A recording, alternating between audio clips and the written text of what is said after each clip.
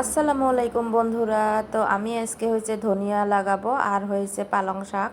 তো দেখতে দেখতে শীতের দিন চলে আসলো, তো তাই ভাবলাম আমি একটুখানি অল্প অল্প জায়গার মধ্যে আমি কয়েকটা শাক ফেলে দিই। তো এই যে শাকের বিচিগুলো আমি হয়েছে ভিজে রেখে দিয়েছিলাম, এখন হয়েছে ফেলে দেবো এই জায়গাটা। আর হয়েছে ধনিয়া। তো এই যে আমি এখন জায়গাটা ভালো করে কুদলে নিলাম, নিয়ে তারপরে হয়েছে পালং শাকের বিচিটা দিয়ে দেব।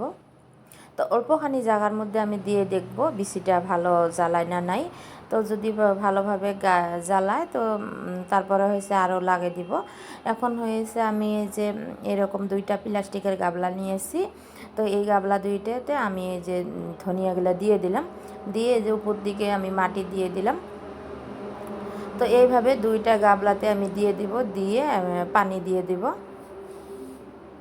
তো এরকম করে আমি হয়েছে যাওয়া শীতের দিনে আমি এরকম করে লাগিয়ে দিয়েছিলাম, বেশ ভালো হয়েছে। তো দেখি এবার কি হয়। তো তারপরে এই যে আমার হয়েছে বাজার থেকে জম্পরা টেঙা নিয়ে এসেছে, তো এগুলো আজকে আমি মাখা করে খাবো। তো তার জন্য এই যে গাছ থেকে কয়েকটা আমি কাঁচামরিচ উঠিয়ে নিলাম। তো এবছর হয়েছে ফার্স্ট জম্পরা টেঙা খাবো আজকে। তো তারপরে এই যে আমি টেঙাটা কেটে নিলাম।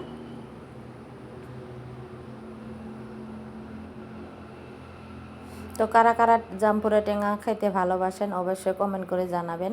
তো এখন এই যে জাম্পুরাটা আমি ভালো করে এইভাবে কেটে ছিলে নিলাম, নিয়ে এখন হয়েছে কাঁচামরিচ আর হয়েছে নুন দিয়ে ভালো করে মাখা করে নিলাম।